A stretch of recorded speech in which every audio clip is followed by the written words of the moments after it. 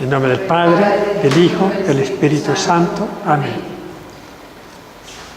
Espíritu Santo, soplo del amor del Padre y del Hijo, unifica a los hombres del cuerpo de Cristo, anima a la Iglesia y plasma en nosotros la imagen de Jesús para hacernos conformes a Él.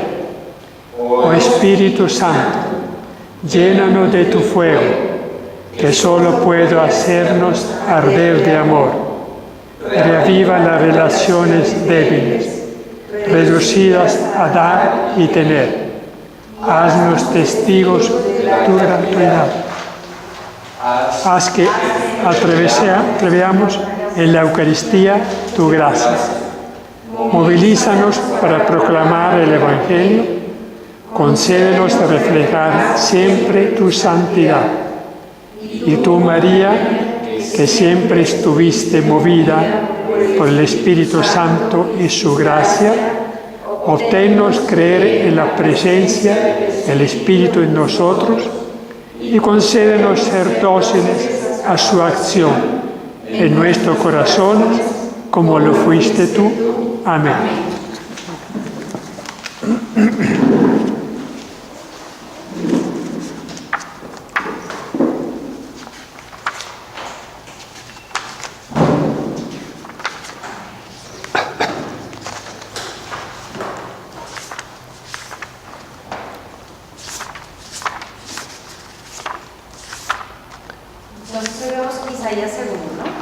Sí, pero vamos a hacer un breve repaso con base en el documento que tiene el profeta Isaías primero. Vamos a hacer un breve repaso porque la última vez corrimos mucho y de repente omitimos textos y reflexiones muy importantes.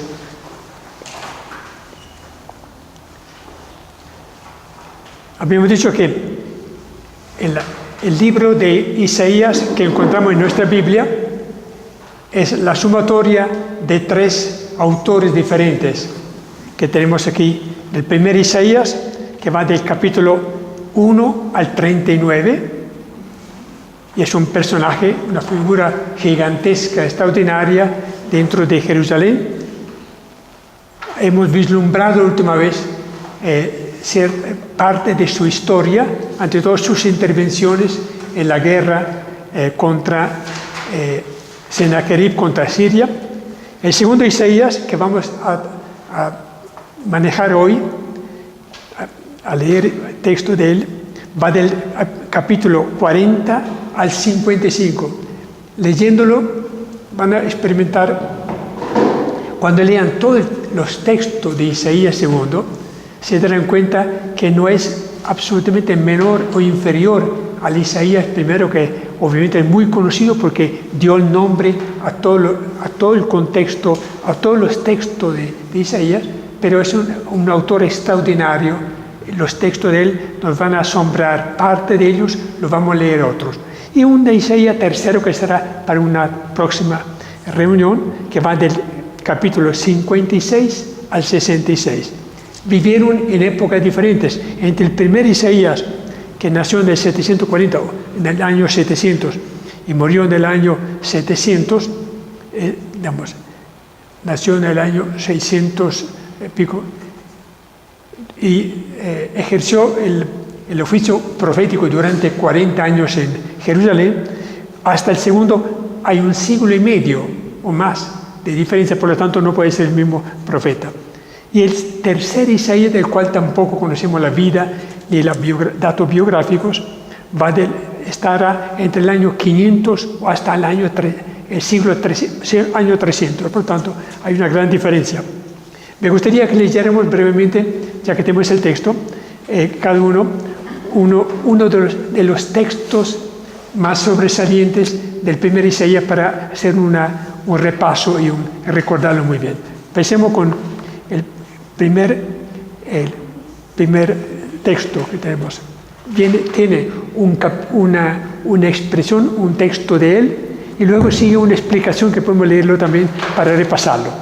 Así compartimos todo el estudio. ¿Cuál es el de Isaías? El primero. Isaías primero. El primero. Vamos a hacer un repaso de Pedro. Tú lo tienes ahí también.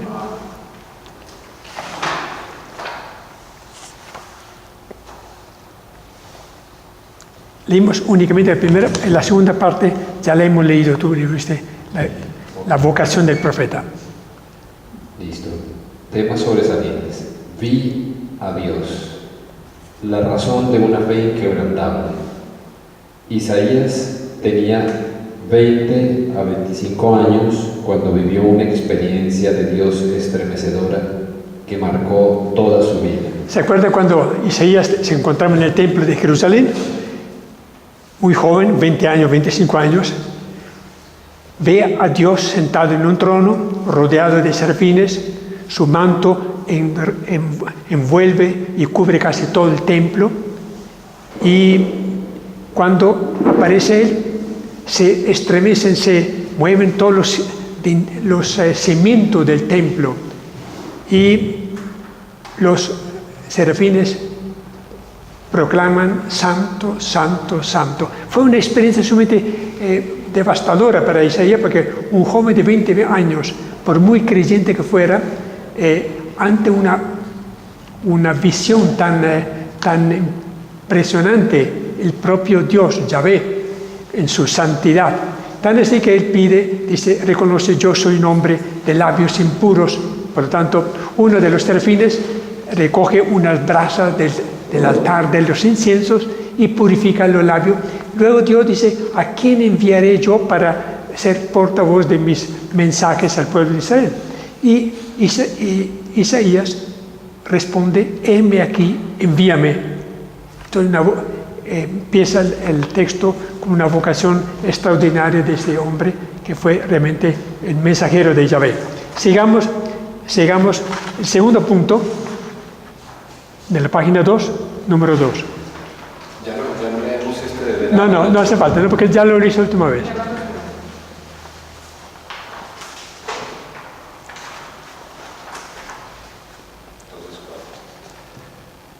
Estoy harto de vuestros sacrificios y canciones. Quiero justicia. Entonces, una de las misiones que él tuvo hacia su pueblo era de declarar que un culto, una religiosidad no acompañada de comportamientos morales, ¿no?, era un sinsentido. Por lo tanto, dice, el profeta clama contra el culto abundante de la gente que no estaba acompañado por una vida coherente con los mandamientos de la alianza. Defiende a los pobres de la codicia de los latifundistas y a los inocentes de la corrupción de los jueces. Como la situación lo ha cambiado mucho, ¿no? La prepotencia, la arrogancia de los ricos y la injusticia de los jueces que apoyan estas causas injustas. Denuncia a las clases dirigentes civiles y militares, a los jueces y a los guías espirituales. Pongámonos en la situación de Isaías, un hombre solo que pretende ser vocero de Yahvé en un pueblo que está dormido religiosamente, entre autoridades que lo hostilizaban, empezando por Ahaz, por su mujer que era pagana, y por toda esta clase dirigente que eran sacerdotes, eran escribas, él reclamando y proclamando, digamos, la injusticia del régimen de ese tiempo. Clama contra los políticos que pervertían el derecho, protesta contra los que convierten la vida en bacanales constantes, olvidando a Dios y a sus caminos. Denuncia con ironía la moda ostentosa de mujeres de alto copete que acumulan joyas y maltratan a sus servidores. Critica la corrupción, la anarquía, el desorden. Entonces, una situación un profeta nunca es bien acogido, bien acepto en su pueblo, porque toca con la mano las llagas y las heridas profundas de ese pueblo. Pasemos a un tercer tema. Llaman al mal bien y al bien mal. Eso. Leamos lo que sigue. Busco un cambio tanto de los corazones como del comportamiento de los humanos y de las estructuras sociales. Apartad de mí vuestras malas acciones, dejad de hacer el mal, aprended a hacer el bien, buscad el derecho, proteged al oprimido, socorred al huérfano, defended la viuda. Este era el estilo, la denuncia que hacía él contra esta sociedad podrida, pervertida de Jerusalén. No fue nada fácil para un profeta enfrentarse con una sociedad, con unas autoridades y con representantes de un sistema que era corrupto. Muy bien, pasemos al cuarto punto. Así es un recorderis de lo que era la personalidad de Isaías. La canción de la viña, un Dios decepcionado. Dios es presentado como un viñador enamorado de su viña, realizando 5 tareas: cavar, despedregar, plantar, edificar un lagar y esperar. La tierra de la viña es fértil, la cepa es selecta y el trabajo prolongado. Bueno, siga. Pero la vendimia lo deja defraudado. En vez de amor y justicia, cosecha opresión, violencia y sangre. Un fracaso clamoroso. La parábola de la viña es una de un poema. Él compara una viña con una cepa muy excelente que no da frutos. Entonces ve como Dios que está decepcionado porque plantó la viña, la desencantó, edificó un lagar y pensaba que daría fruta, uvas excelentes, en cambio dio gracias. Jesús mismo, cuando presentó, cuando hablaba con los fariseos y habló de la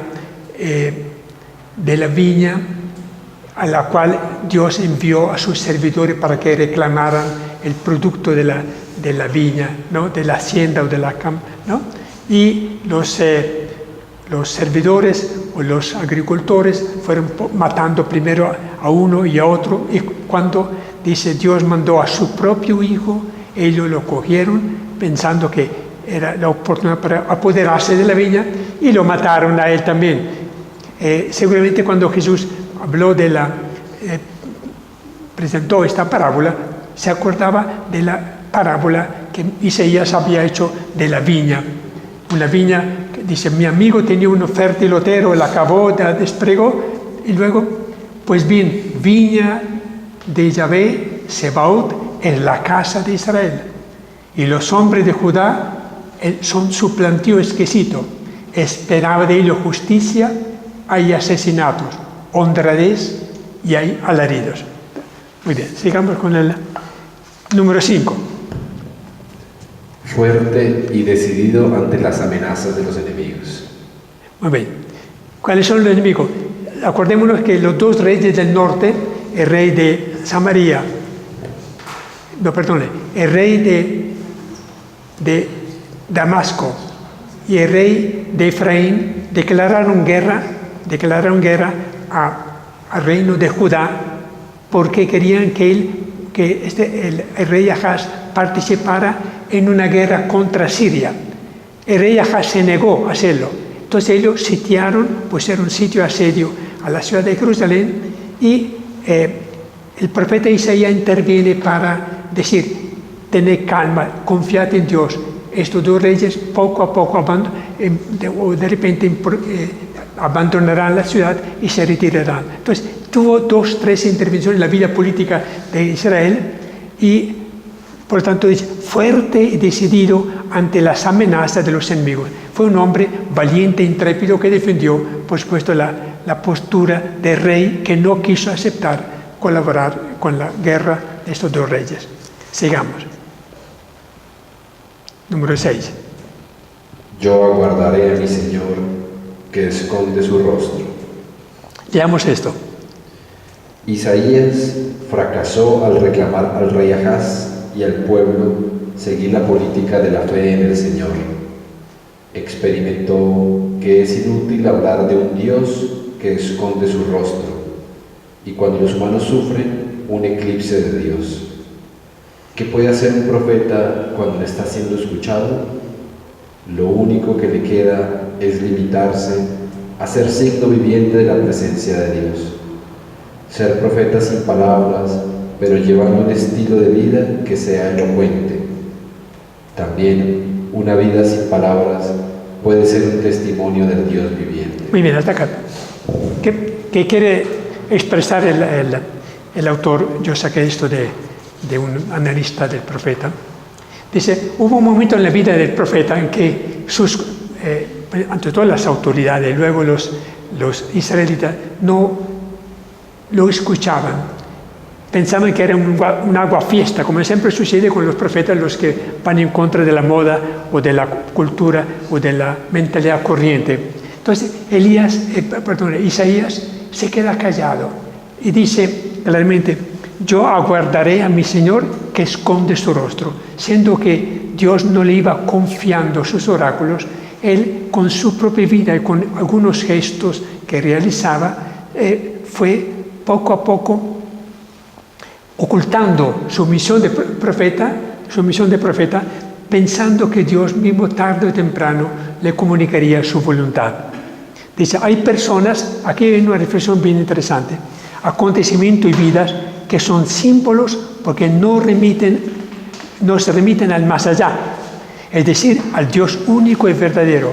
Sí, no siempre el que pretende cumplir una misión profética, y todos nosotros tenemos parte de esta misión, tenemos que hacerlo hablando. Habrá momentos en que en nuestra vida solo nuestra conducta, nuestra forma de vivir habla suficientemente claro para que la gente entienda. Efectivamente encontraremos unos casos donde al profeta Isaías, Yahvé le dirá,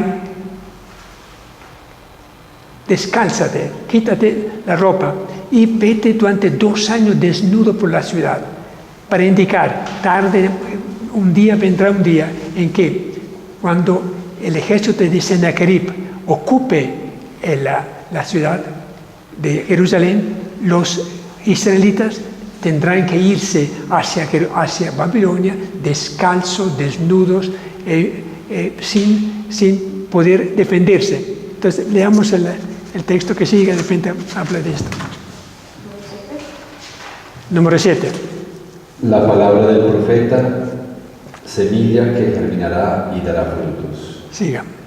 Dios pide a su profeta poner por escrito su palabra. Conserva en un documento sellado todas esas enseñanzas para mis discípulos. Si las autoridades le prohíben hablar en público, Isaías ve inútil hablar. Entonces Isaías se pone a escribir. Su palabra quedará para el futuro y Dios mostrará su verdad.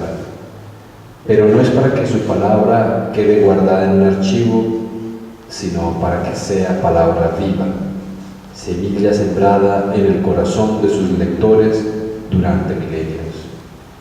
Isaías guardó silencio hasta la muerte de Acaz. El caso típico, ¿no? Dios le dice, conserva en un documento escrito, le ordena que escriba sus oráculos para que no los publique, sellado para mis discípulos, para que en el futuro los discípulos de Dios puedan leer lo que escribió. Nosotros estamos haciendo exactamente lo que Dios había previsto. Estamos leyendo después de 2750 años los mensajes, los oráculos de Dios que Dios reveló a su profeta Isaías. Dice, la historia comenzó por dar razón a Isaías. Sucedió lo que era de temer. Asiria movió su poderoso ejército y fue barriendo los pueblos que se le habían sublevado. Primero a Damasco, el año 722, era la capital. Luego también al pueblo hermano de Israel, el reino del norte. Solo un resto de la gente de Israel del norte sobrevivió. Será el futuro germen del futuro Israel justo y creyente. Entonces, aunque se le prohibió a Isaías hablar en público y denunciar la equivocación de una guerra contra Siria, lo que escribió dio finalmente razón a Isaías, porque efectivamente el ejército del rey, del emperador de Asiria, fue poco a poco ocupando a Damasco y luego el propio reino del norte. Sigamos. Número 8. Le damos la oportunidad también a... Desnudo por las calles de la capital. Muerto el rey Ahaz, le sucede su hijo Ezequías. El rey Ezequías fue invitado a participar en una coalición de filisteos y egipcios contra el imperio asirio. Isaías estaba seguro que esa alianza con Egipto era equivocada y contraria a la voluntad de Dios.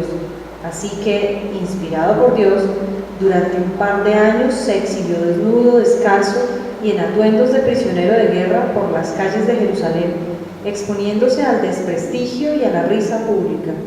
Con ese gesto simbólico, Isaías intentó convencer al pueblo del grave error del rey en aliarse contra el imperio de Asiria. Lo que nos demuestra que el oficio del profeta no es siempre muy agradable, porque Dios lo exponía al ridículo. Imagínense, durante 2 años yendo, no será desnudo, pero prácticamente en un atuendo propio de los prisioneros que tarde o temprano serían deportados a Babilonia, para avisar si el pueblo, y ante todo el rey Ezequías y los demás, no se convertirían o servirían las órdenes de Dios, ellos también serían llevados, como efectivamente ocurrió a Babilonia.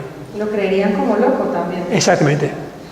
Como siempre, mire que a Juan el Bautista, cuando empezó a predicar a orilla del Jordán, los sumos sacerdotes enviaron una comisión para preguntarle: ¿por qué predicas tú este mensaje de penitencia si tú no eres el Mesías, si tú no eres profeta? Porque era una persona que vivía en el desierto, que estaba denunciando la mala conducta, sea del rey Herodes como de los demás. Entonces era un hombre que iba en contravía y por supuesto sufría el ataque y la burla de toda la gente, empezando por el clero de ese tiempo. Sigamos. Número 9. Apoyarse en Dios o en una brecha ruinosa. Aprovechando la muerte del rey Sargón II en el año 705, los pueblos de Oriente Medio, guiados por Egipto y Babilonia, formaron una coalición contra Siria. El rey Ezequías aceptó aliarse con ellos. Isaías alzó su voz profética en nombre de Dios contra esos planes de rebeldía y de guerra. Aliarse con ellos era como firmar un pacto con la muerte. El profeta predicaba: si Judá es pueblo de Dios, Dios no los abandonará. Y decía: si os convertís y tenéis calma, os salvaréis. En la tranquilidad y en la fe de Dios está vuestra salvación. Isaías sufría al ver la clase dirigente del pueblo haciendo planes que estaban conduciendo a Judá a la ruina. Decía: este pueblo me honra con los labios, pero su corazón está lejos de mí, y el culto que me rinde es puro precepto humano. Sigamos. Está muy claro el texto. Muy claro y muy actual. Lo pasemos a... Dios aprieta, pero no ahoga. Dios aprieta, pero no ahoga. Isaías siguió viviendo su doloroso drama en estos años. Sin duda, tampoco él sabía cómo y por dónde conduciría Yahvé a su pueblo. También para él, los caminos del Dios Santo eran insondables. Pero Isaías tenía fe en el Señor. Bueno, ¿qué quiere decir? Es muy fácil. A primera vista, Dios sometía a su pueblo a una dura prueba, pero era para enseñarles que tenían que tener confianza en Él y no en esas alianzas baratas que tenían contra Siria, sea con Egipto o con Babilonia. Sigamos. Sí, en el número 11. Dejadme en paz. No quiero que me consoléis en mi amargo llanto por mi pueblo devastado. Isaías, ya de unos 60 años, estaba firme en su posición de fe. Nada de alianzas con Egipto. En cambio, el rey Ezequías selló esa alianza con Egipto contra el imperio de Asiria. Y sucedió lo previsto. El sucesor de Sargón II, el terrible Sennacherib con su ejército arrasó primero a Babilonia y luego atacó todas las ciudades costeras y a Egipto y lo sometió bajo su poder. Siga. Después de esto, sitió la ciudad de Jerusalén. Entonces el rey Ezequías y el pueblo acudieron a Isaías, sabiendo que humanamente no cabía ninguna esperanza. Isaías les pidió que tuvieran fe en el poder del Señor y alentó al pueblo con palabras de esperanza. Sennacherib, rey de Asiria, había mandado cartas al rey Ezequías arrogándose un poder casi divino, blasfemando contra Yahvé y amenazando y humillando a sus adversarios. Termino a raíz de esto, Isaías logra convencer al rey Ezequías que tuviera fe. Efectivamente, ocurrió algo inesperado, que por alguna razón el rey Sennacherib quitó el sitio a Jerusalén y se devolvió a Nínive, ¿no? Entonces, esto demuestra la fe profunda que tenía Isaías, que quería infundir en la sociedad de ese tiempo ante todo en el rey. Bueno, para terminar, hay una última consideración al final de la página 5. ¿Acabó así Isaías su existencia profética? Las escrituras no narran los últimos años ni la muerte de ese gran profeta. La tradición dice que fue asesinado en los tiempos del rey Manasés, rey de Judá. ¿Cuáles son, para tener un poco en una síntesis, cuáles son las enseñanzas grandes que nos da este gran profeta? La tenemos en la página 6. Solo es válido el culto a Dios que va acompañado por comportamiento de justicia social y de sensibilidad por los pobres y explotados. Lo hemos leído en uno de los pasajes que hemos leído. Solo Dios es espíritu, capaz de todo, diferente a lo que es carne. Sí, por lo tanto, las alianzas con poderes y con potencias enemigas no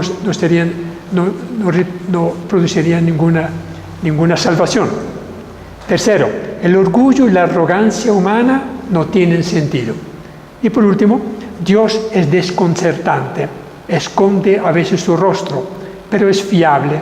Solo la fe confiada y serena en Él salva al ser humano de su condición finita y amenazada de muerte. Entonces, para que entendamos, los profetas son personajes, obviamente, llamados por Dios, con una misión difícil, sea porque tienen un rechazo de parte de las autoridades de Israel, sea porque van en contra de toda una mentalidad corrupta de parte de la gente. Y también porque Dios a veces habla a los profetas y a veces se calla. Vamos a encontrar este mismo fenómeno en el Isaías 2, en el texto del documento que tienen entre sus manos. Voy a hacer una breve introducción. En la reunión pasada hemos visto al gran profeta Isaías actuando en el reino de Judá. Muerto Isaías entre los años 700, él profetizó durante 40 años. No hubo profeta durante los 50 años siguientes, lo que indica que no siempre Dios envía profetas en todo momento. Sucede también a nosotros, que en determinadas épocas de la historia de la Iglesia hubo santos, hubo cantidad de santos, como en los años 1200, 1300 hubo San Francisco de Asís, San Domingo Guzmán, San Benito, etc. Y en otra época, de repente escasean los santos, que son los profetas actuales. Dice, Dios se quedó callado. Fueron 50 años sin presencia de profetas en el reino de Judá. Hay una reflexión aquí. Cuando Dios se calla en la historia del mundo es cuando hay que prestar mayor atención, pues es la hora en que Dios quiere hablar al corazón. ¿Por qué no reflexionamos un poco, damos oportunidad para hacer nuestro comentario sobre esto. Dios, en la vida de cada uno de nosotros, habla. Hay momentos en que uno dice, es consciente de que Dios está hablando el corazón. Pero hay momentos en que, en cambio, Dios se calla. Entonces, ¿cuál es la actitud o la postura nuestra ante el momento en que parece que Dios está totalmente ausente, callado en nuestra vida? ¿Qué opina?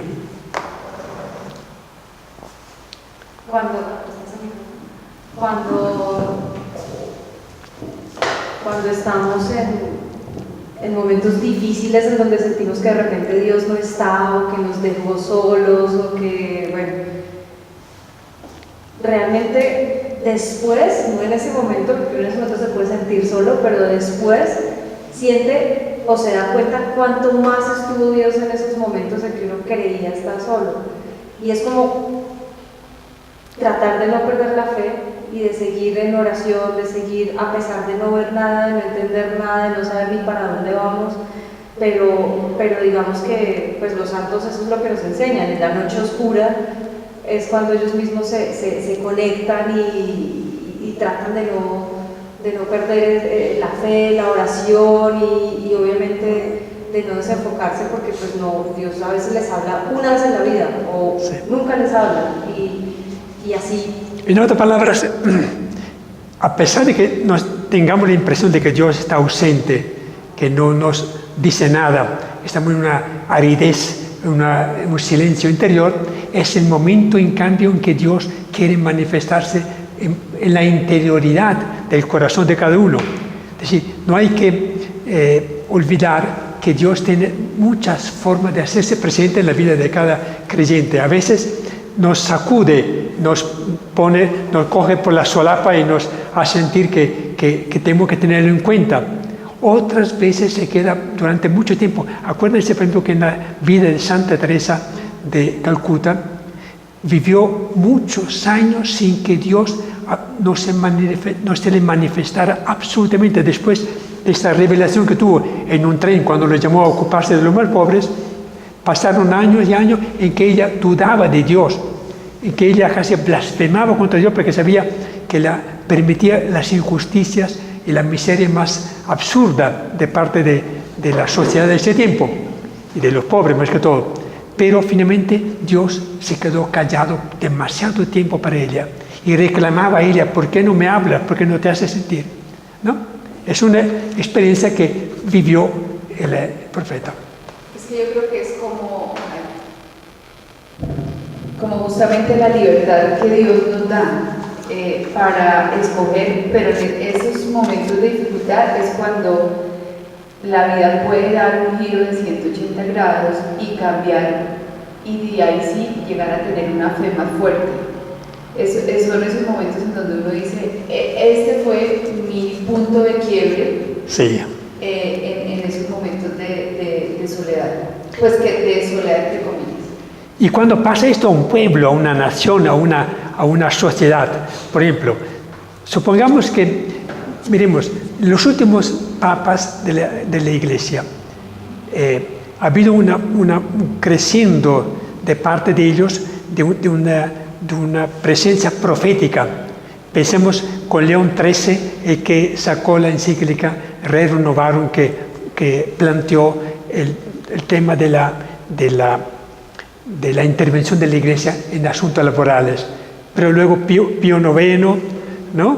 Luego vino Juan XXIII, que convocó el Concilio Vaticano II. Luego vino un Papa Luciani, pero que duró muy poco. Luego Juan Pablo II, que anticipó la caída, Juan Pablo II, que vaticinó la caída del muro de Berlín. Luego el Papa Pablo VI. Estuvo primero Pablo VI, ¿sí? Y luego el actual Papa. Pero supongamos que en la Iglesia no hubiesen habido estas figuras que interpretaron un poco los sufrimientos de la gente, de los pobres, que en sus viajes tocaron la miseria del mundo. Hubiéramos sentido el vacío, la ausencia de una palabra de parte de Dios que nos indicara el camino. Dios, entonces, a vez en cuando se ausenta o se calla. Esto pasó al profeta Isaías II, bueno, o por lo menos al pueblo de Judá. Dice, Una cosa, por ejemplo, después de la Segunda Guerra Mundial, la Unión Europea, con un modelo inspirado un poco más en comunidad. ¿Quién? La Unión Europea. Ah, sí, la Unión Europea también. Sí, claro. De oscuridad. Sí, es una manifestación, digamos, de una voluntad de unión y de dejar atrás. De cambiar los valores, ¿no? Eso. Dice acá, ¿qué pasó en aquellos 50 años en que Dios no se manifestó por medio de ningún profeta? El debilitamiento del imperio asirio y la reforma civil y religiosa del joven rey Josías parecieron despejar el horizonte y asegurar años de paz y prosperidad. Efectivamente, el reino de Judá vivió una época de bienestar y de paz bajo el rey Josías.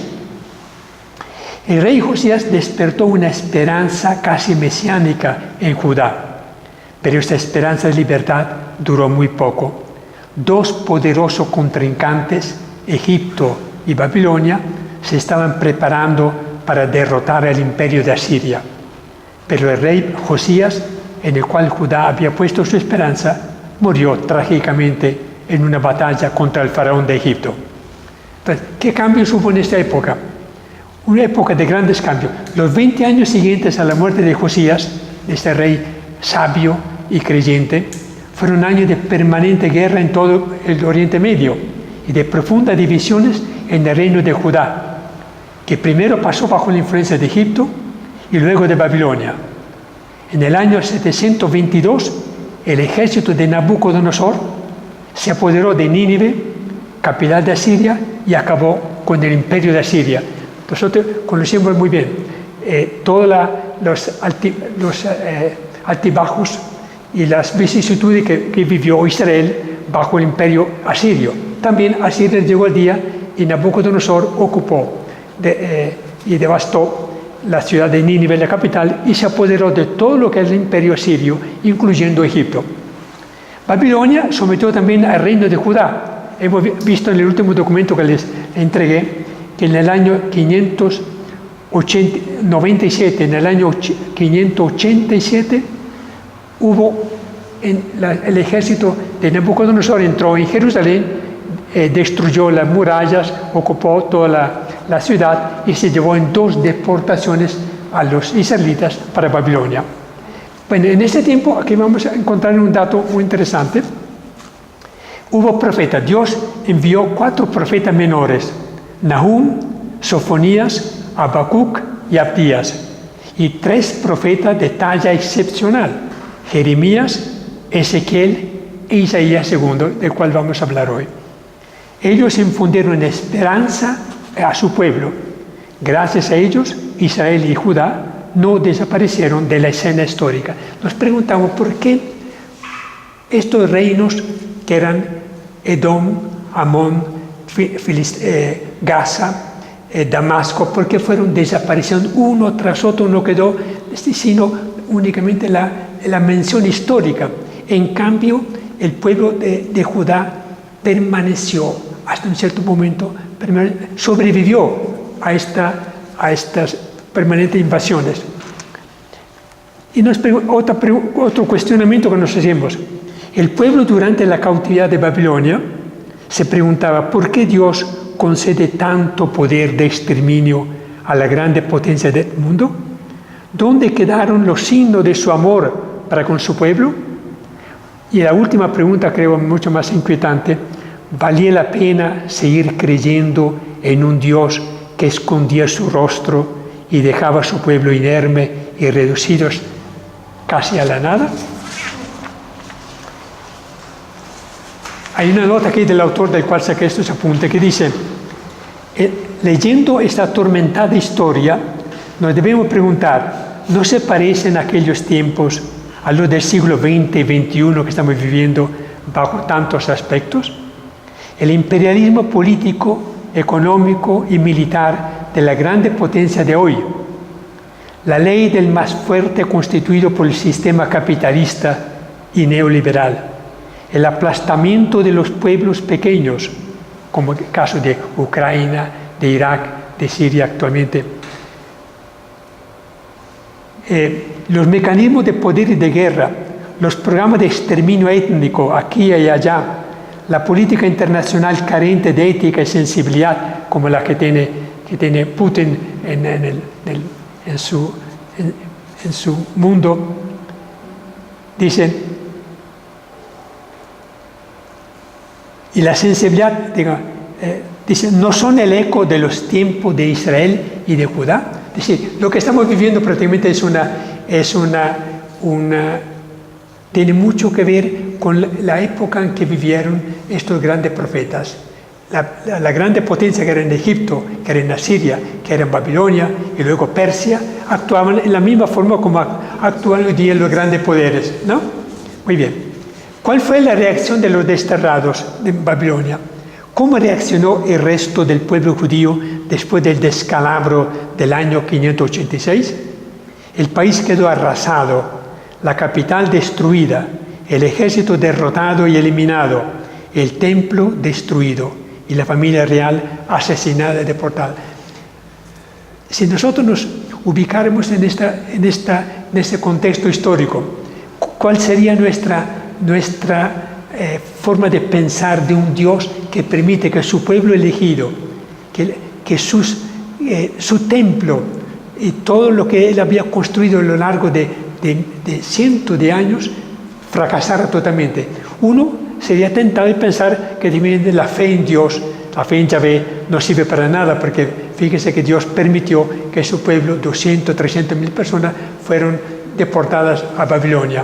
Entonces, esta es la crisis que atravesó el pueblo de Israel en Babilonia.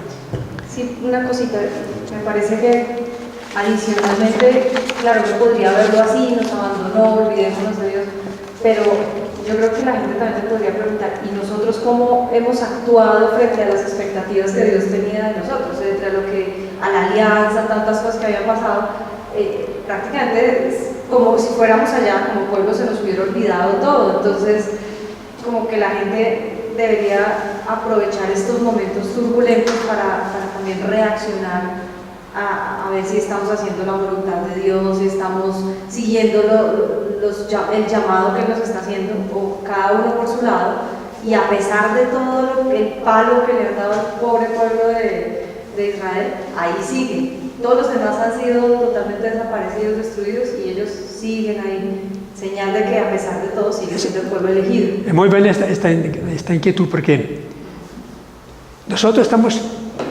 a veces como simples espectadores de una historia que se está dando en nuestros días. Hay dos formas de asumir una actitud. Una, decir simplemente yo no tengo nada que ver, yo no soy culpable de lo que está sucediendo hoy día, y entonces ocuparse cada uno de sus asuntos. Otra, de sentirse solidario y en parte culpable de lo que está sucediendo hoy día. Digamos, ¿por qué? Nosotros tenemos una pequeña o mayor o gran responsabilidad de lo que ocurre a nuestro alrededor. La miseria, el desplazamiento, la forma como son atendidas las personas que son víctimas de la guerra o víctimas de la guerrilla, etc., ¿no? Esto mismo pasó en aquel tiempo. Los profetas eran las voces cantantes, ¿no? Eran los que decían, todo esto sucedió porque cometimos graves errores, caímos en la idolatría, o simplemente no nos ocupamos de los pobres y los humildes. Muy bien. En Babilonia los exiliados se entregaron a sentimientos de profunda nostalgia, de odio contra sus opresores, de deseo de venganza. El Salmo 137 expresa esos sentimientos. Lo hemos leído muchas veces en los Salmos. Junto a los ríos de Babilonia nos sentábamos a llorar, acordándonos de Sión, y decían, Dios nos ha abandonado. El Señor se desentiende de nosotros. Son textos de Salmos. Se han roto nuestros huesos, se ha desvanecido nuestra esperanza. Es lo normal, era más que normal que el pueblo de Israel se sintiera abandonado por el Señor. Pero hay también quienes, desde su corazón desgarrado, imploraron la misericordia de Dios. Lo expresaron a través de las 5 lamentaciones, una de las cuales leímos hace unas reuniones. Solo pudieron orar, llorar, confesar sus culpas y abrigar la esperanza en la ayuda de Dios. Sin embargo, a pesar de la derrota, el pueblo judío pudo lograr sobrevivir. Mientras muchos pueblos y reinos desaparecieron para siempre bajo la máquina de guerra de Nabucodonosor, Israel y Judá sobrevivieron. Sobrevivieron a su propia desesperanza y al peligro de perder su identidad ante la brillante cultura babilónica. ¿Quieres leer lo que sigue? Fue un tiempo de profunda reflexión sobre el pasado y el presente. Los grupos de desterrados recordaban, reinterpretaban y reescribían las antiguas tradiciones históricas, religiosas de Israel y Judá, desde Moisés hasta Josué. Renovaban su esperanza en que Dios seguiría acompañando a su pueblo en su camino hacia lo nuevo. Bueno, fue en esa época cuando los escribas israelitas, los teólogos de ese pueblo, reescribieron toda la historia, empezando por el Éxodo, por Samuel, por los reyes, la reescribieron y redactaron los actuales libros. En época, durante el destierro y después de su regreso a Jerusalén, fueron componiendo los actuales libros que tenemos en nuestra vida. ¿Por qué? Al reinterpretar la historia desde Moisés hasta la caída de Jerusalén, ellos dieron una respuesta a las inquietudes y a los cuestionamientos que hacía el pueblo. ¿Por qué nos ha pasado esto? Perdimos todo, perdimos la autonomía, la identidad nacional, perdimos el templo. Entonces debían dar respuesta a esas inquietudes escribiendo estos textos para que fueran leídos luego en las sinagogas. Sigamos. Recordaban también las palabras de sus profetas, incomprendidos, rechazados y hasta perseguidos. La historia les había dado razón a sus profetas.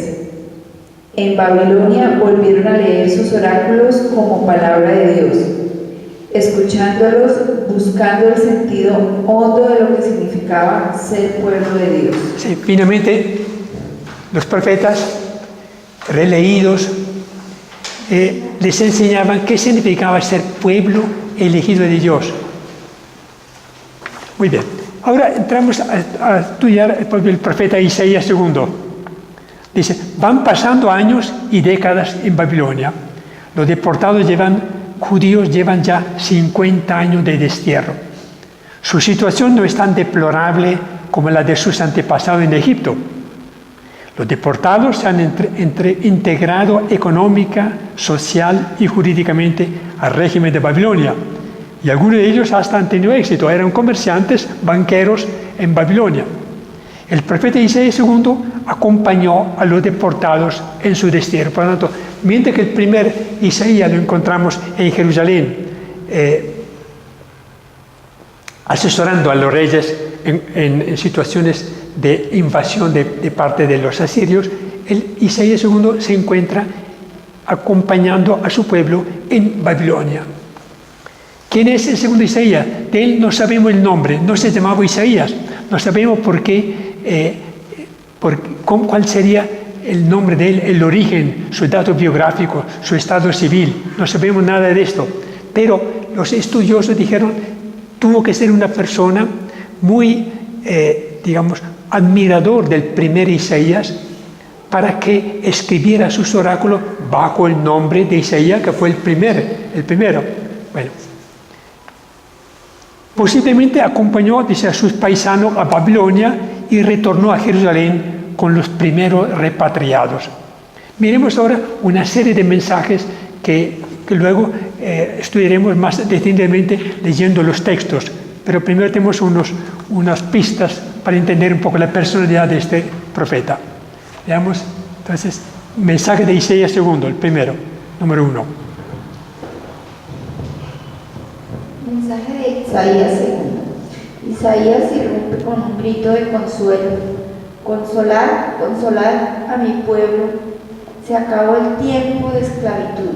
Aquí está vuestro Dios para salvarlos.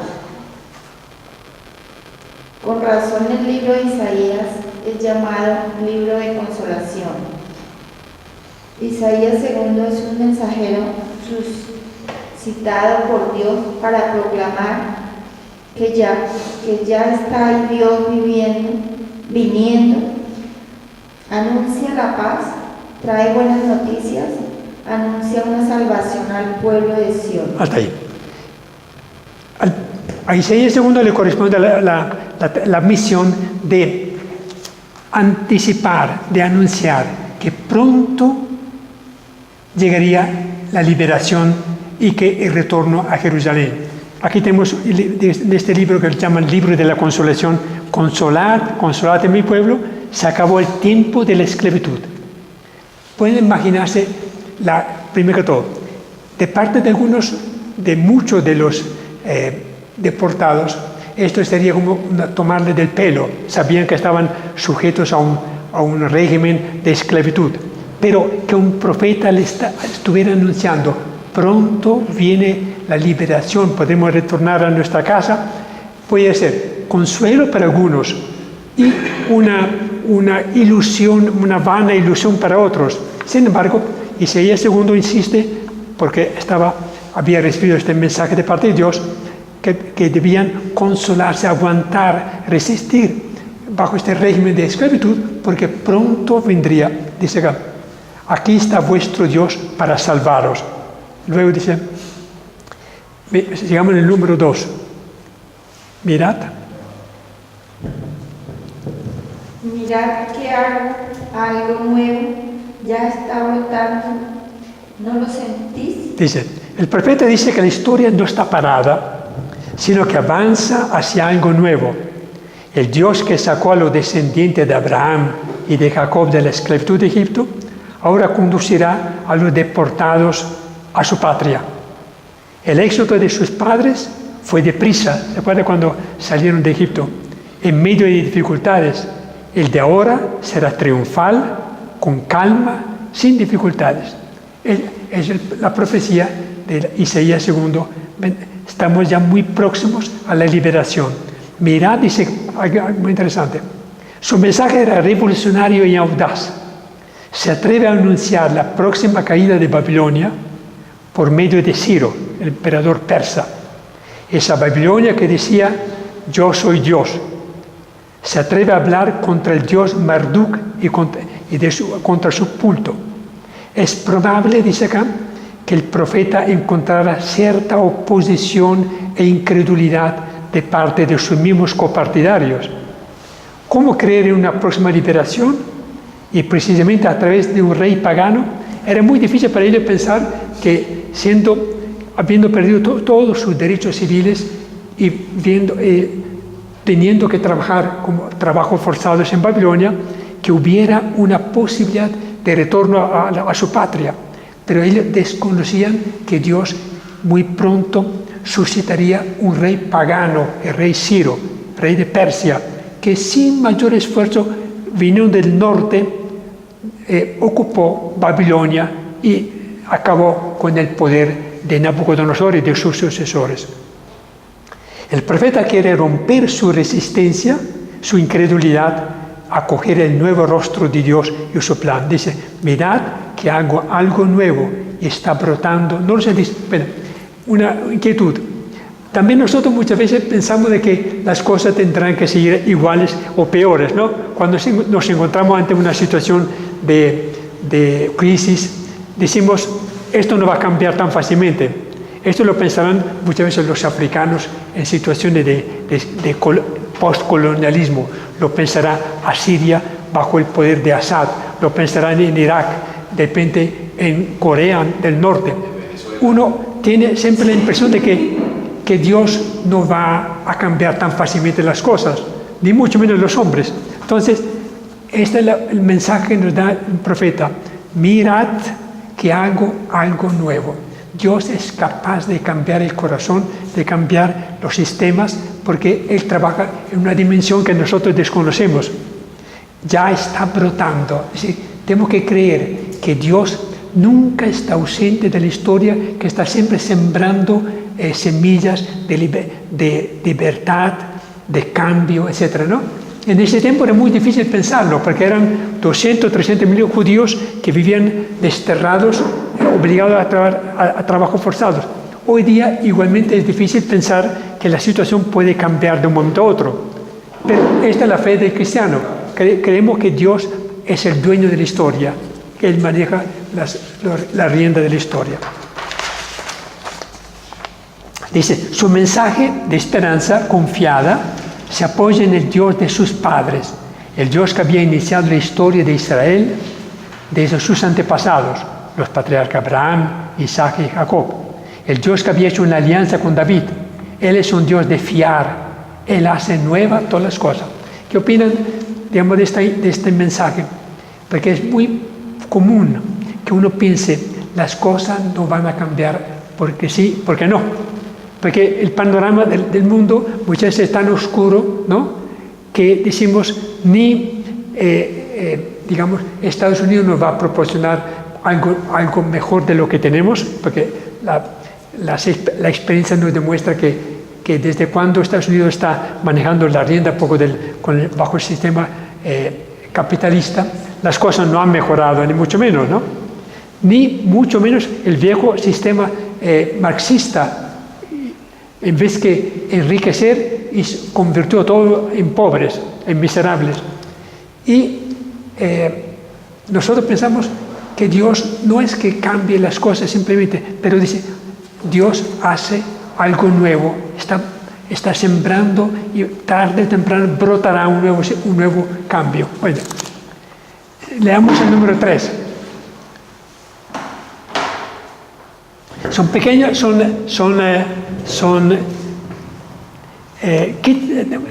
Tips. ¿sí?, que lanza el profeta para que nosotros entendamos cuál es la forma de actuar de Dios. Un Dios poderoso y tierno a la vez. ¿Se puede esperar algo de Él? El profeta evangelista sale al paso de dos dudas del pueblo de Judá de sus tiempos. Primera, ¿le interesan los humanos a Dios? ¿Le duelen nuestras cadenas? Estas son las preguntas que también nosotros hacemos. ¿Qué tanto interés puede tener? Ahora nosotros tenemos, por supuesto, una cultura religiosa y cristiana donde nos muestra, donde hoy, ante todo, en el Día de la Cruz, sabemos que a Dios le interesa muchísimo la humanidad, tan así que envió a su Hijo, el cual aceptó morir en una cruz. Pero en ese tiempo, cuando la sensibilidad religiosa era muy escasa, ¿no?, cuando el concepto de Dios era muy incipiente, muy probablemente preguntaban, ¿qué tanto le interesan los humanos a Dios? Segundo, ¿qué tanto le duelen nuestras cadenas, nuestros sufrimientos? El numeral B. Y si nos ama, ¿puede realmente librarnos de todos los poderes opresivos que nos ahogan? ¿Dónde está tu Dios, vuestro Dios? Repiten a menudo los judíos. Que puedan preguntarse los creyentes o no creyentes en Corea del Norte, bajo un régimen absolutista, ¿no?, que puedan pensar muchos africanos que viven en las minas o en los cultivos de algodón, etcétera, sometidos a grandes injusticias, también las mismas preguntas. A Dios no le importa mi trabajo. Que pueden pensar de los que estuvieron secuestrados durante años en la grilla, etc. Son la misma pregunta que se plantea cualquier persona que no tenga una fe muy profunda. Bueno, sigamos el número 4. ¿Qué contesta Dios? Yo soy el Señor y no hay otro. El Dios de Abraham no solo existe, es creador de todo y el árbitro de la historia, y por ello es un Dios en que podemos confiar. El profeta lo va repitiendo de mil maneras. A continuación viene unas una reflexión, unos mensajes donde demuestra que Dios es Él, tengo que dejarle a Dios de ser Dios. Y continuamente dice, yo soy el primero, el último día, de la continuación, para demostrar que sí Dios tiene el poder de cambiar la situación de destierro en que se encontraban. Bueno, yo soy el primero y el último, el eterno, sin comienzo. Yo soy el Señor, desde siempre lo soy. Segunda, yo soy el Señor y no hay otro fuera de mí, no hay otro Dios. Los deportados judíos, humillados en tierra extranjera por una superpotencia militar, escuchaban del profeta una palabra consoladora. Su Dios era más fuerte que la orgullosa Babilonia que decía, yo y nadie más. Tercero, soy el creador de todo y el que llama a ser. A todos los seres, astros, animales y humanos, yo anuncio cosas nuevas, realizo cosas nuevas. Cuarto, yo soy el Señor, yo soy justo y salvador, poderoso a favor de mi pueblo. El Dios del profeta Isaías II no es un ser autosuficiente y sin corazón, sino comprometido con la marcha del mundo y defensor de los humildes y abatidos.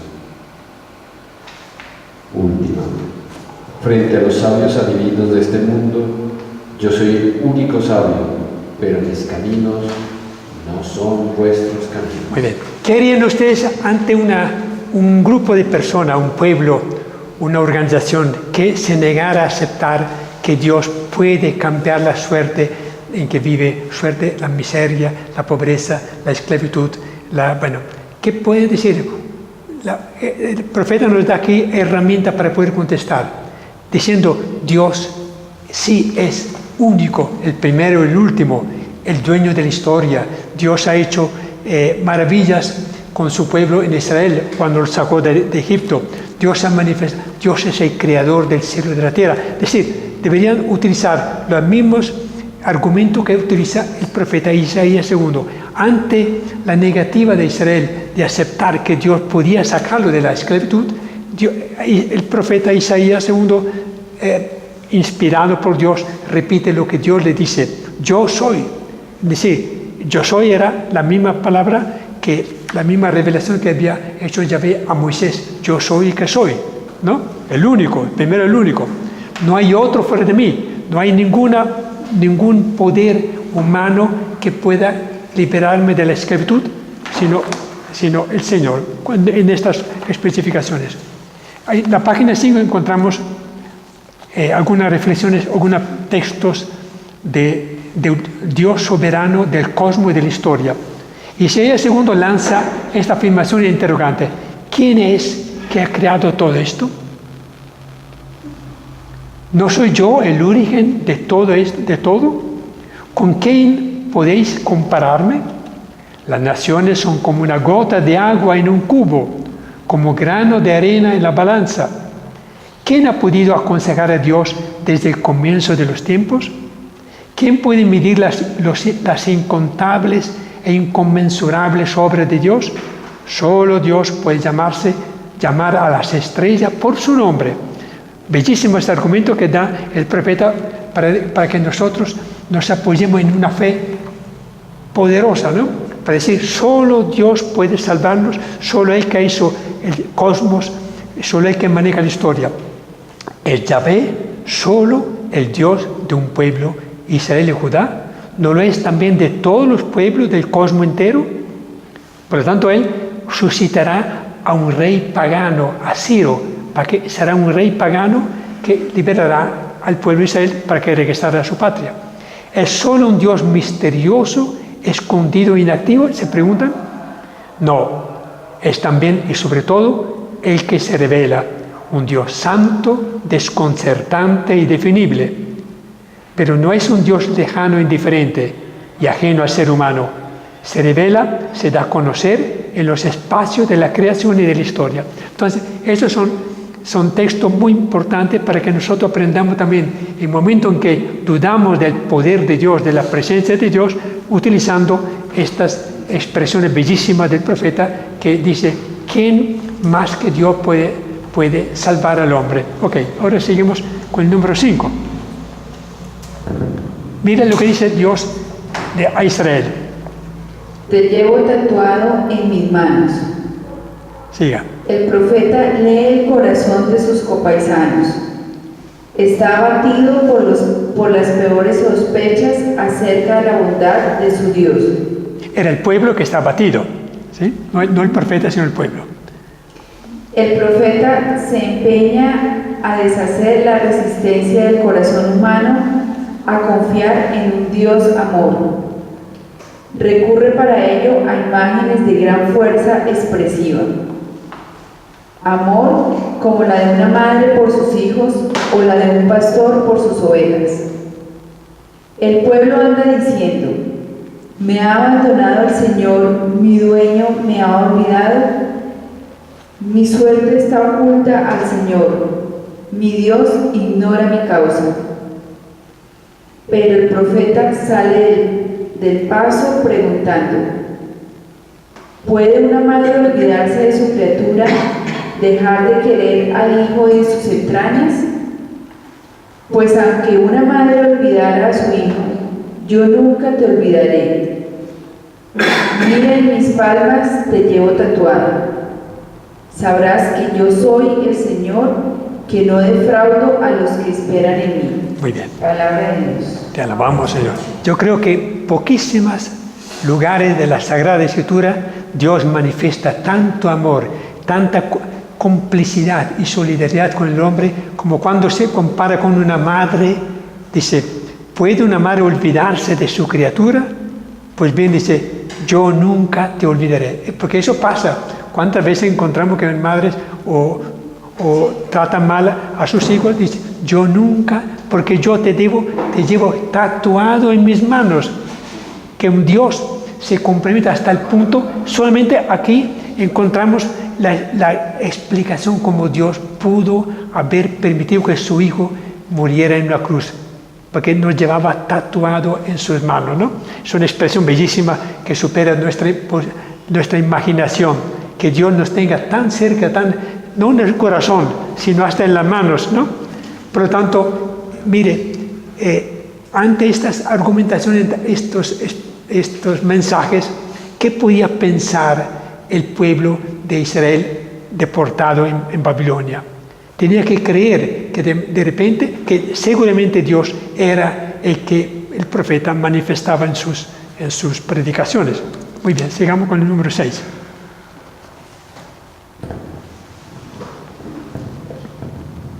Canta de gozo, estéril, que no dabas a luz. ¿Quién es la estéril que no daba luz? Era el pueblo de Israel. Entonces, le invita a que cante, que se alegre, porque la liberación, el retorno a Jerusalén será muy próximo. Dice, el profeta es el alegre mensajero para Sión. Sión es la virgen o la estéril, ¿no? Que aparentemente ya no daba más hijos, pero que con su retorno volverá a reflorecer. Dios parece callarse, alejarse de este mundo, desinteresarse de los que viven. En cambio, se está volcando de nuevo en la historia. Por lo tanto, invita al pueblo de Israel que cante de gozo, porque finalmente podrá tener otra vez una descendencia numerosa.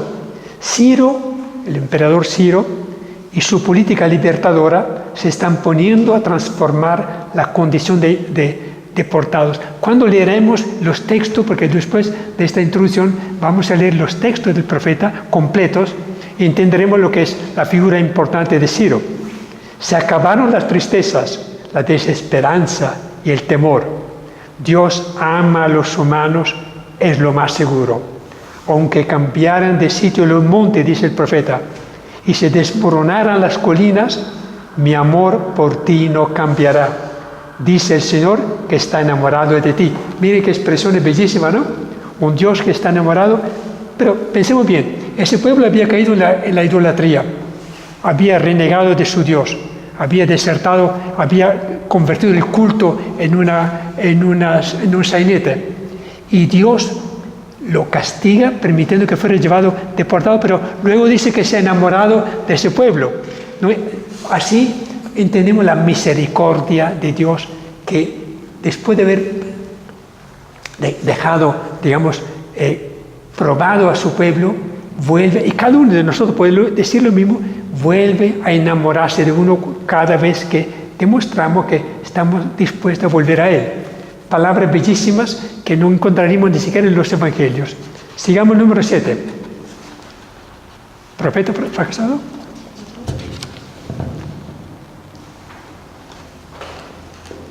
Profeta fracasado. ¿Fracasado? Punto de interrogante. Profeta fracasado.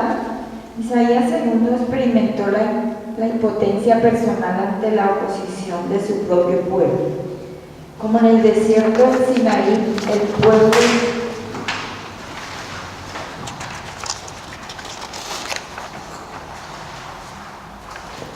El pueblo de Babilonia se cansaba y protestaba.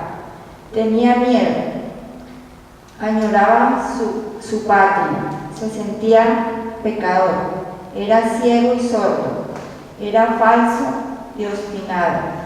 Se creía abandonado. Que tan difícil para el profeta Isaías II vender su mensaje de esperanza, de alegría, de amor de Dios, cuando el pueblo se cansaba y protestaba. Claro, ¿quién no se cansa en estas condiciones de vida, no? Tenía miedo a regresar, porque habrán pensado, ¿para qué regresar a Jerusalén siendo que nuestra ciudad fue destruida, arrasada totalmente? ¿Para qué volver a empezar otra vez una vida nueva en Palestina? Sin embargo, añoraba su patria. ¿Quién eran los hijos de los que habían sido deportados? Porque ya los que fueron deportados ya habrán muerto. Se sentía pecador. Era ciego y sordo.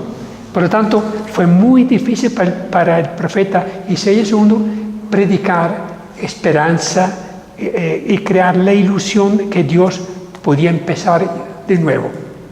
Bueno, tengo 10 minutos. Bueno, luego viene una serie de reflexiones sobre un tema que será objeto de nuestra reunión, de la próxima reunión. Es una profecía del siervo sufriente, siervo de Yahvé. Todos los estudiosos de los profetas se han preguntado, ¿quién es el siervo sufriente, el siervo de Yahvé, del cual hablan en cuatro cánticos completos del capítulo 45 en adelante hasta el 55? Se habla frecuentemente de este siervo con expresiones tan puntuales y tan elocuentes que uno no sabe si era el propio Isaías II, el profeta, o si se refería al pueblo de Israel como persona colectiva, o si se refería al Mesías venidero.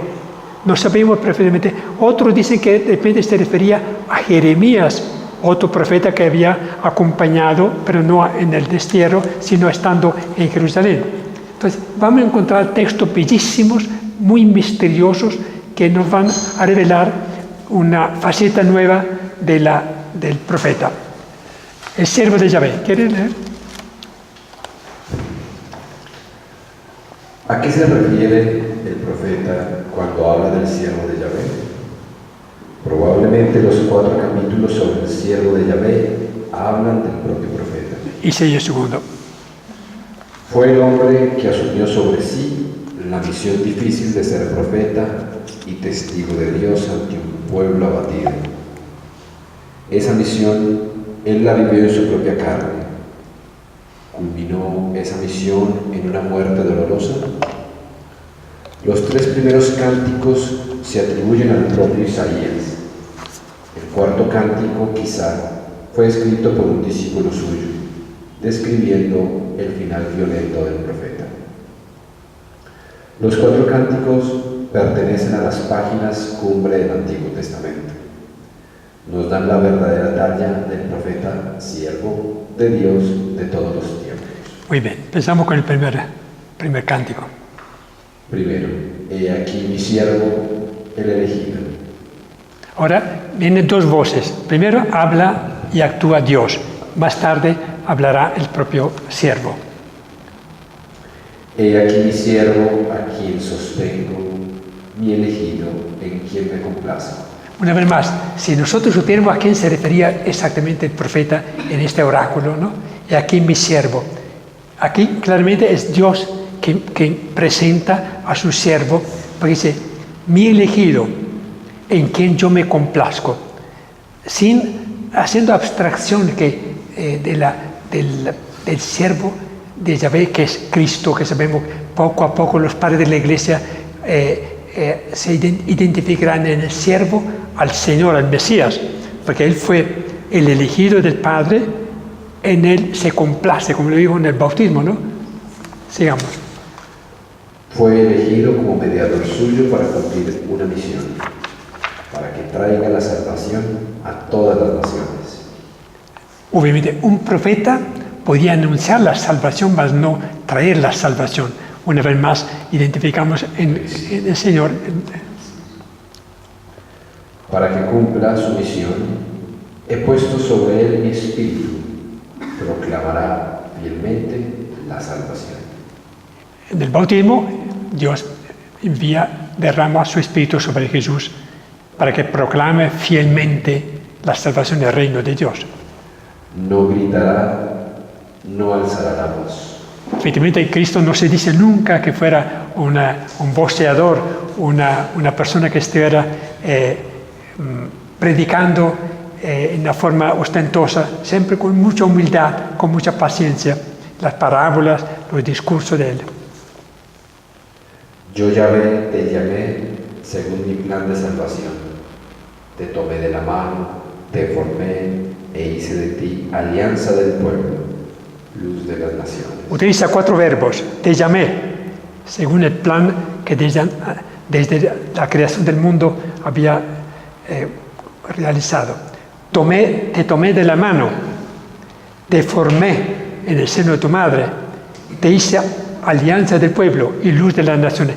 Todo esto nos lleva a considerar que finalmente el siervo de Dios es Jesús, porque se cumplen en él todos estos anuncios. Para abrir los ojos de los ciegos, sacar de la cárcel a los cautivos y del calabozo a los que habitan en tinieblas. ¿Qué opinan ustedes? Un profeta que dijera que pronunciara estos oráculos. ¿Qué habrá pensado la gente, los judíos de ese tiempo, 2700 años antes? 2700 años antes que llegara el Señor. Seguramente ellos no pensaban en el Mesías. Por lo tanto, ¿cómo habrán interpretado estos oráculos, esos mensajes del profeta? ¿Y qué habrá pensado él mismo, Isaías II, cuando escribió, cuando dictó a sus discípulos, a su secretario, estos oráculos? Porque obviamente él no podía identificarse, decir, yo soy el siervo elegido de Dios, etc. Por lo tanto, muchos de los oráculos de los profetas que ellos mismos pronunciaban, ellos mismos no los entendían, como el caso de este. Pero la voz de Dios era clara, dictaba o revelaba estos futuros eventos. Muy bien, sigamos el literal B. En vano me he cansado y gastado mis fuerzas. Habla primero el servidor. El Señor me llamó desde el seno materno, desde las entrañas de mi madre pronunció mi nombre. Convirtió mi boca en espada afilada. Tú eres mi siervo, estoy orgulloso de ti. Yo pensaba y sentía, me he fatigado inútilmente, he gastado mis fuerzas para nada. Soy valioso para el Señor, y en Dios encuentro mi fuerza. Habla Dios. Dios me dice, No solo eres mi siervo para restablecer las tribus dispersas de mi pueblo Israel, te convierto en luz de las naciones para que mi salvación llegue hasta los confines de la tierra. Bueno, una pregunta. ¿Nosotros en alguna forma podemos aplicar a nuestra propia vida, a nuestra misión como cristianos, estas palabras? En algún sentido, sí. Por ejemplo, el hecho que no somos luz de las naciones eran los paganos, pero cada uno de nosotros se siente que nosotros somos la luz del mundo, sal de la tierra, ¿no? Por lo tanto, parte de esta misión que encontramos relacionada con el siervo de Yahvé, la podemos asumir nosotros mismos. Fuimos elegidos. Nos llamó desde el seno materno. Exactamente. Sobre nosotros derramó Dios su Espíritu para que proclamemos su misión, la salvación. Nuestra misión será mucho más discreta, no gritaremos, no tenemos que gritar ni alzar la voz, pero sí tenemos que cumplir nuestra misión con mucha fidelidad. Dios nos ha llamado según su plan de salvación, cada uno de nosotros una misión, nos tomó de la mano. ¿Cuántas veces nos tomó de la mano el Señor? Nos formó y nos hizo alianza en su pueblo, nos puso en una visión concreta, ¿no? Etcétera, etcétera. Entonces, si uno revisa estas palabras, la puede referir totalmente al Mesías, a Jesús. Seguramente a alguno de los profetas o a otra persona, como puede ser a Moisés, a David, etcétera. Bueno. Pero aquí se repite un poquito cuando dice: aquí mi siervo, a quien sostengo, mi elegido, en quien me complazco. Eso tiene parecido como cuando el bautismo de Jesús. Entonces, sí, muchas palabras de repente se repiten y ya viendo como toda la historia, sí, aplican perfectamente. Clarísimo que habla de Jesús, y luego que adicionalmente nos elige a todos nosotros para ser. Pero en algunos textos no parece que se refiera al Mesías, sino al propio pueblo de Israel. De modo que hay dudas. Sí, ok. Número 9. Ofrecí la espalda a quienes me apaleaban. Habla el siervo. El Señor me ha dado una lengua de discípulo para que sepa sostener con mi palabra al abatido. Cada mañana me espabila el oído para que escuche como los discípulos. Bonito el texto, ¿no? Hermoso. Se me ha dado una lengua de discípulo para aprender. Pero dice, cada mañana me espabila el oído para que escuche como los discípulos. Una de las características del discípulo es la de escuchar y de estar pendiente de la palabra del Señor. Sí. Solo así puedo decir una palabra de aliento a los cansados, hermanos míos en la existencia. Si escuchamos al Señor, podemos decir palabras de consuelo.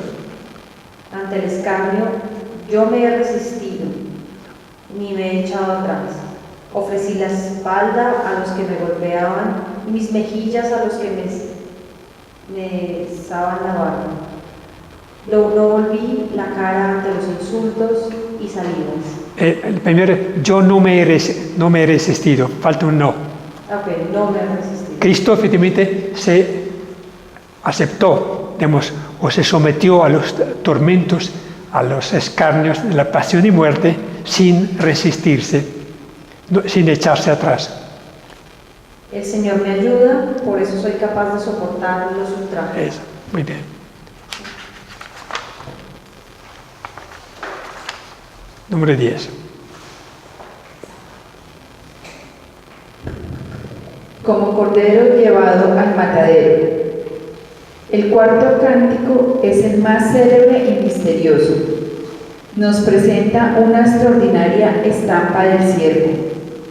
El siervo ya no habla de sí, pero es el personaje central del cántico.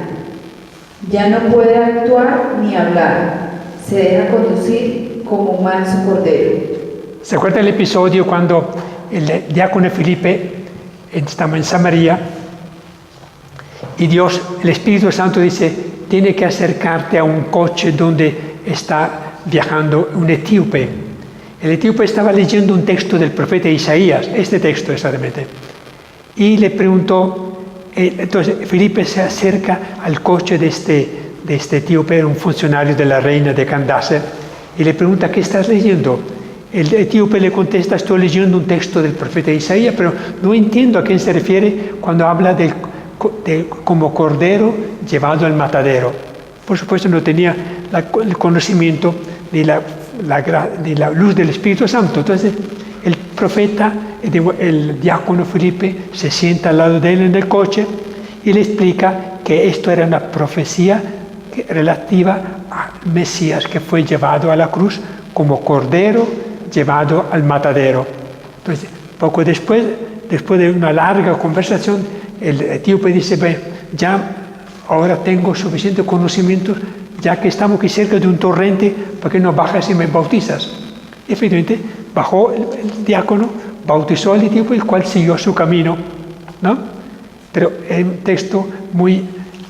Es decir, el autor de los Hechos de los Apóstoles utiliza este texto para demostrar claramente que la profecía de Isaías se refería al Mesías, a Jesús.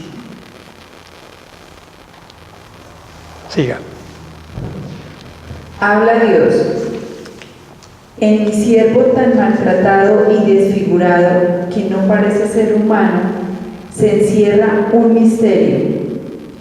Pueblos y reyes quedarán estupefactos ante él, porque verán algo inenarrable, contemplarán algo inaudito. Siga. Habla uno de nosotros plasmado de lo que ha visto. Pasmado de lo que han visto, hecho a sufrir, triturado con dolores, convertido en basura de la humanidad, condenado por sus hermanos, equiparado a malhechores, abandonado y quebrantado por Dios. Lo mirábamos como pecador, castigado por Dios, pero era todo lo contrario. Era triturado por nuestros crímenes. Era el justo inocente, cargado por nuestros sufrimientos. Soportó nuestro sufrimiento y cargó con nuestros dolores. Es juzgado injustamente, llevado a la muerte como manso cordero al matadero, y es sepultado con los malhechores.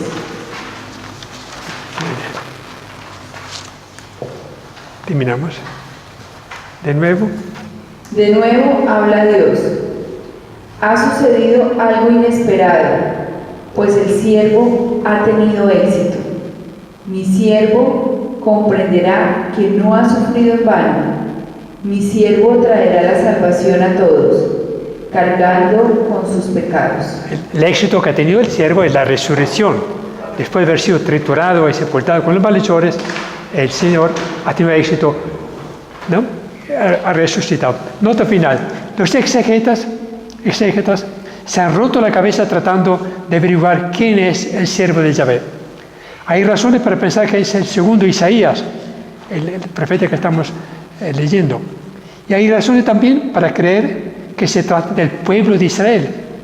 Sea como sea, el siervo sufriente parece encontrarse en el misterio del dolor vivido por muchas figuras históricas, tanto personajes como colectivos, como Moisés, como Job, como el salmista. Algunos piensan que la figura del siervo de Yahvé está inspirada en el profeta Jeremías también. Muy bien. Hay un comentario que confirma nuestra apreciación. Dice: ¿de quién dice esto el profeta? ¿De sí mismo o de algún otro? Es la pregunta que hace el etíope. Dice: también Jesús, ungido y revestido del Espíritu Santo, es enviado para ser luz de los pueblos, para sanar los corazones destrozados. Él es el Hijo siervo obediente del Padre. También Jesús proclama un mensaje de gozo y salvación. También Él sufre el absurdo de no ser acogido en su propio pueblo y ver rechazado su mensaje de amor con dolor y estupor. Jesús es el servidor de Dios. También Él carga sobre sí nuestras flaquezas y enfermedades. También Él es glorificado por Dios a los ojos asombrados de la humanidad entera. El siervo de Yahvé es la estampa de Jesús y Jesús es la estampa de Dios. El que me ama a mí, que ve a mí, ve al Padre. Entonces, con esto, breve o larga introducción, estamos en condición de poder ahora leer los textos del propio profeta. Algunos de ellos encontraremos la frase que hemos leído, pero será una lectura muy, muy útil y muy agradable, porque nos daremos cuenta cómo este profeta se anticipó inspirado por Dios, con sus oráculos, a precisar o a anunciar lo que será la misión del Mesías, del Señor. Creo que esto es una anteprima, un primer paso para poder entender a este gran profeta. Algunos estudiosos de los profetas dicen que es aún superior al profeta Isaías I, que era un poeta, una figura gigantesca, pero leyendo atentamente de los versículos del capítulo del 39 al 45 nos daremos cuenta que es una figura excepcional, y además que nos sitúa muy cerca del Evangelio que estamos nosotros leyendo todos los días. Muy bien. ¿Terminamos ahí? ¿Una oración? Sí, la breve oración. ¿Quieres tú, Patricia, de la oración conclusiva?